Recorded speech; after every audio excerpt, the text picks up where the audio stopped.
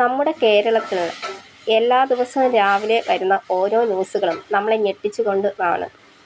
അതുപോലെ തന്നെ ഇന്ന് ഒരു കുഞ്ഞ് ടൂത്ത് പേസ്റ്റിന് പകരം എലിവിഷം എടുത്ത് പല്ല് തേച്ചതിനെ തുടർന്ന് ആ 3 വയസ്സുള്ള പൊന്നോമന മരിച്ചുപോയി എന്ന വാർത്തയാണ് കേൾക്കാൻ കഴിഞ്ഞത്.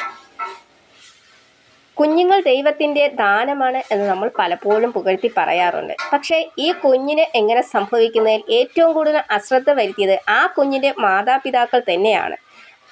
കുഞ്ഞുങ്ങൾ വിഷകരമായ സാധനങ്ങൾ കുഞ്ഞുങ്ങൾ കാണുന്ന വിധത്തിൽ വയ്ക്കാതെയും അത് അവർക്ക് എടുത്തു മാറ്റുവാനുള്ള അല്പ അശ്രദ്ധ മൂലമാണ് ഓരോ കുഞ്ഞുങ്ങളുടെ ജീവനും നഷ്ടമാവുന്നത്.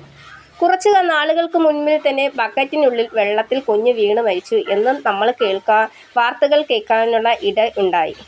ഇതുപോലെ ഇനി ഒരു കുഞ്ഞിനും സംഭവിക്കാതിരിക്കാൻ നമുക്ക് ഒട്ടടങ്കം പ്രാർത്ഥിക്കാം. അതോടൊപ്പം തന്നെ അപ്പനമ്മമാരോട് പറയാനുള്ളത്, നിങ്ങൾ നിങ്ങളുടെ കുഞ്ഞുങ്ങളെ ശ്രദ്ധിക്കുക.